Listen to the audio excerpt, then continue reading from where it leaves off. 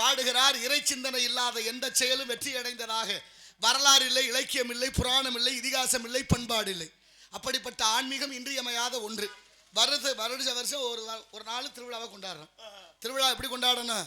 பக்தியா இருக்கணும், ரொம்ப பக்குவமா இருக்கணும், ரொம்ப பக்குவமா நடந்துக்கிறணும், அன்போடு இருக்கணும். கோயிலுக்கு வந்தாச்சுன்னா எப்படி இருக்கணும்? கோயிலை ஏன் ஊருக்கு கட்டி வச்சாங்க? கோயில் இல்லைன்னா அந்த விசேஷம் இல்லை, கோயில் இல்லைன்னா திருவிழா இல்லை, திருவிழா இல்லைன்னா அந்த நிகழ்ச்சி இல்லை, நிகழ்ச்சி இல்லைன்னா நமக்கு இங்கே வேலை இல்லை. அப்போ ஒன்றோடு ஒன்று ஒரு தொடர்போடு இருக்கு பாருங்க. அப்படிப்பட்ட தொடர்பு. கோயிலுக்கு போகணும்னா குளிக்கணும்னு தோணணும், குளிச்சா சரியான ஆடையை உடுத்துங்கிற என்ன வரணும், சரியான ஆடையோடு குளிச்சுட்டு கோயிலுக்கு போய் சரியான மனநிலையை ஒழுங்குபடுத்தி வைத்துக் கொள்ள வேண்டும். மனம் ஒரு குரங்கு, கண்டபடி குரங்கு மாதிரி தாவ விடாம உடும்பு போல ஆவுடையார் கோயில் இருக்க சிற்பம் போல இறைவனுடைய திருப்பாதத்தை பிடித்து கொள்ள வேண்டுமா? நம்ம ஆளுகளுக்கு கோயிலுக்கு வந்தால் தான் பல பிரச்சனை ஞாபகத்துக்கு வருது. என்ன செய்ய? திருவிழா என்ற வாசகத்தை திருப்பி சொல்லுங்க. திருவிழா விழாதிரு. திருவிழா என்பது விழாமல் இருப்பதற்கு. மனித வாழ்க்கையில ஏற்றத்தாழ்வுகள் நிறைய உண்டு. அப்படிப்பட்ட ஏற்றத்தாழ்வுகளை சரி செய்து மனதுக்கு நிம்மதி கிடைக்கிற இடம் ஆலயம். ஆய் என்றால் ஆன்மா, லயம் என்றால் ஒடுங்குவது. ஆன்மாக்கள் ஒடுங்கி உய்யக்கூடிய இடம்தான் இந்த ஆலயங்கள். அப்படிப்பட்ட ஆலயத்துக்கு வந்த உடனே பக்தியோடு இருந்து திருவிழா என்று விழாமல் இருக்கிறதுக்கு தான் திருவிழா நடத்தணும். இப்போ திருவிழா பூரா விழுந்து விழுந்து நடத்த வேண்டியிருக்கு. பார்த்தீங்களா? வர்ற வழியில் எத்தனை பேர் விழுந்து கிடந்தாங்க. ஒவ்வொரு ஊர்லேயும் திருவிழான்னா என்ன அர்த்தம்? குடமுழுக்கு, கும்பாபிஷேகம், திருக்குட நன்னீராட்டு பெருவிழா. அவ்வளோ மகத்துவம் வாய்ந்த திருவிழாவை கொண்டாடுறோம். முகூர்த்த காலம் ஊண்டியாச்சு. ஊருக்குள்ள திருவிழான்னா ஊரோட விரதம் இருந்த காலம். விருந்துக்கு வந்த விருந்தாளிகள் எல்லாம் விரதம் இருந்தார்கள். ஹலோ, மதிப்புக்குரிய அண்ணன் கவிராஜ் அவர்களுக்கு இந்த பொன்னாடையை எங்கள் கிராமத்தின் சார்பாக அணிவித்து மகிழ்விக்கிறோம். உடுக்கை இழந்தவன் கைபோல இங்கே இடுக்கண் களைவதா நட்பு, ஐயன் வள்ளுவன் வாய் மொழி. அதற்கிணங்க ஆடை அணிவித்து மரியாதை செய்த கிராமத்தார்கள், பெரியோர்கள், தாய்மார்கள், இளைஞர் மன்றத்தார்கள், மகளிர் மன்றத்தார்கள் எல்லோருக்கும் என் சார்பிலும் நான் சார்ந்திருக்கும் கலை குடும்பத்தின் சார்பிலும் உளமார்ந்த நன்றியும் வணக்கங்களும். அப்படி திருவிழா என்பது இன்றியமையாத ஒன்றாக இருந்தது. ஊரில் திருவிழாவை கொண்டாடும் போது அவ்வளோ முக்கியமாக விரதத்தை கடைபிடிப்பாங்க, பக்தியோடு இருந்தாங்க. ஊருக்கு விருந்தாளியாக வர்றவங்கெல்லாம் விரதமாக இருந்தாங்க. இப்போ திருவிழா பூரா சாராயம் இல்லாமல் நடக்கிறதே இல்லை. எவ்வளோ பெரிய கும்பாபிஷேகம் இருந்தாலும் அங்கேயும் சாராயம் தேவைப்படுது. யாராவது இறந்து போனால் அன்னைக்கும் சாராயம் தேவைப்படுது. நல்லதுக்கும் சாராயம், கெட்டதுக்கும் சாராயம். விளங்குமாடா நாடுன்னு கேட்டால் வருமானம் பத்தலைன்றேன். நான் என்னத்தை சொல்கிறது? நாளைய தலைமுறையான இளைஞர்கள் 100% இளைஞர்கள் ஆபத்தை நோக்கி பயணித்துக் கொண்டிருக்கிறார்கள். உடம்பு ஆண்மை கெட்டு போச்சு. குடிக்காதீங்கன்னா யார் கேட்குறா? மேடைக்கு பின்னால் 10 போத்தல் கிடக்கு. நான் என்ன செய்ய? ஊருக்கு நானும் சொல்கிறேன். கீழடின்னு ஒரு ஊர், சிவகங்கை மாவட்டம். கீழடியில் ஆய்வு செய்கிறார்கள் தொல்லியல் துறை சார்பாக. தோண்டி எடுக்கிற ஒவ்வொரு பொருளும் தமிழர்கள் 2000-3000 ஆண்டுகளுக்கு முன்னே நாகரிகத்தோடு கழிவற கட்டி வாழ்ந்ததாக வரலாறு இன்னைக்கு நிரூபிக்குது.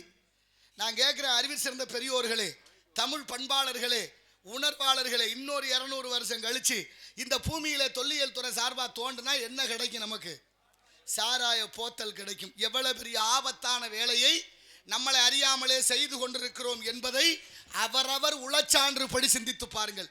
கம்மாய்க்கில பாட்டில், கரையில பாட்டில், வீட்டுக்குள்ள பாட்டில், வெளியில பாட்டில், சாலையில பாட்டில், மேடைக்கு பின்னால பாட்டில், கோயிலை சுற்றி பாட்டில், ஒரு இடம் பாக்கி இல்லாமல் போட்டு உடைச்சி வச்சிருக்கிறோமே. நியாயமா? நாளைக்கு ஆடு மாடு நடக்க நீதி இருக்கா? வயலுக்குள்ள இறங்கி வேலை செய்கிற தாய்மார்கள், உடம்போடுற என் தாய் தந்தையர்கள் எத்தனை பேருடைய காலிலே பீங்கான் வெட்டி இருக்கு. இப்படிப்பட்ட தப்பான செயலை செய்கிறமேங்கிற எண்ணம் யாருக்காவது தோணி இருந்தால் நீங்கள் உண்மையிலேயே மனிதர்கள் தான். நான் எப்படி இருக்கோம்? என்ன செஞ்சுக்கிட்டு இருக்கிறோம்? எதை பற்றியாவது சிந்தனை இருக்கான்னு கேட்டால் பாட்டிலுக்கு 10 ரூபா கொடுக்குறாங்களாம். அதுக்கு ஏதோ டோக்கன் கொடுத்துருக்காங்களே அப்படின்னா அதை கொண்டு கொடுத்துட்டா 10 ரூபாய் திருப்பி கொடுப்பாங்க. நான் கேட்கறதுக்கு பதில் சொல்லுங்க. பரமக்குடியில் வாங்கின ஒரு காரை குடிக்கிட்டு போயிட்டாருன்னா திரும்ப பரமக்குடிக்கு வர முடியுமா? கொடுக்க 10 ரூபா கிடைக்குதுன்னா வந்துதான். 10 ரூபா வாங்குறதுக்கு 25 ரூபா செலவு பண்ணிக்கிட்டு வரணும். என்னடா உங்க சட்டமும் திட்டமும்? போத்தல் ஒண்ணுதான். இருங்க, ஆளாலும் பேசாது. போத்தல் ஒண்ணுதானே, எங்க வேணாலும் கொடுத்துட்டு வாங்கலாங்கிற சட்டத்தில் போடணும். ஆமா, அப்பத்தானே இந்த போத்தல் பூமியில இல்லாமல் போகும். நமக்கு தேவையில்லாத பெரிய இடத்து பொல்லாப்பு, அரமணை கோழி முட்டை அம்மிக்கல்ல உடைக்கும். ஒருத்தர் நடந்து போயிட்டு இருந்திருக்காரு, பூசணிக்காய் கிடந்திருக்கு. பூசணிக்காய்னா தர்பூசணி இல்லை, சாம்பல் பூசணி, நீத்து பூசணி, ஆமா சாம்பார் பூசணி, திருநெல்வேலி பக்கம் தடியங்காயின்னு பேரு. அந்த பூசணிக்காயை பார்த்தோன்னே அவனுக்கு ஆச்சரியம். ஆஹா, என்ன இவ்வளவு பெரிய காய் இருக்குன்னு இறங்கி வந்து அந்த பூசணிக்காயை உருட்டி பார்க்குறேன். அது கொடியில் காய்ச்சிருக்கு. பூசணிக்காய் கொடியில தானே காய்க்கும். ஏத்துக்கிற மனசு இல்லை, விரலுக்கு தகுந்த வீக்கம் இருக்கணும். கொடி சிறுசுன்னா காயும் சிறுசா தானே இருக்கணும்.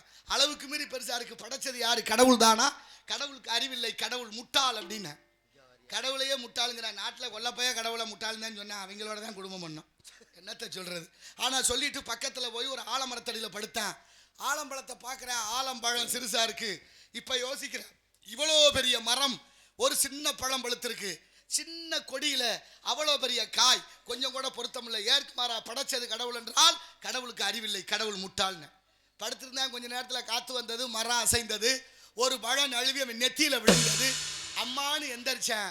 இப்ப யோசிக்கிறேன், ஆஹா, ஒரு சின்ன பழம் விழுந்ததுக்கே நெத்தி இந்த வழி வலிக்குதே. ஒருவேளை நம்ம நினைச்சது மாதிரி பூசணிக்காய் மேல இருந்து விழுந்திருந்தா இந்நேரம் தலை என்ன ஆகுறது? செதறு தேங்காயா போயிருக்குமே. இறைவன் மிக பெரியவன். அப்படிப்பட்ட இறைவன் படைத்தான் கடல் கடலாக, நதி நதியாக, ஆறு ஆறாக, மலை மலையாக, வயல் வயலாக. மனுஷப்பய பேராசையில அத்தனையும் தலைகளாக போச்சு. சொல்லி வைத்த விஷயங்கள் எல்லாம் ஏற்குமாறாக சொல்லி வைத்ததனுடைய விளைவு யாரும் எதை பத்தியும் கவலை இல்லை. நான் ஒருத்தன் நல்ல வேணா நீங்க எல்லாரும், நான் ஒருத்தன் கெட்ட வேணா நீங்க எல்லாரும் சேர்ந்து எனக்கு பொத்தி சொல்லி மாத்திரலாம். டே அப்படி பண்ணக்கூடாது, நாங்கெல்லாம் எப்படி இருக்கோம் பாரு அப்படின்னு ஊரோட சேர்ந்து ஒருத்தனை திருத்திடலாம். ஆனா ஊரோடவே எல்லாரும் குற்றவாளியா இருந்தா யாரை திருத்துறது? அப்ப சமூகம் எப்படி மாறி நிக்குது? எங்க வந்து நிக்கிற? விதைக்கிற விதையை அறுவடை பண்ணியே ஆகணும். இந்த பிரபஞ்சம் நிலம், நீர், நெருப்பு, காற்று, ஆகாயம், கடல்ல விழுந்த ஒரு பொருள் 3 நாள்ல கரைக்கு வந்துடும். மண்ணு கட்ட கேடு, ஒரு நெல் போட்டா பல நெல் கொடுக்குது. அப்படின்னா நம்ம என்ன விதை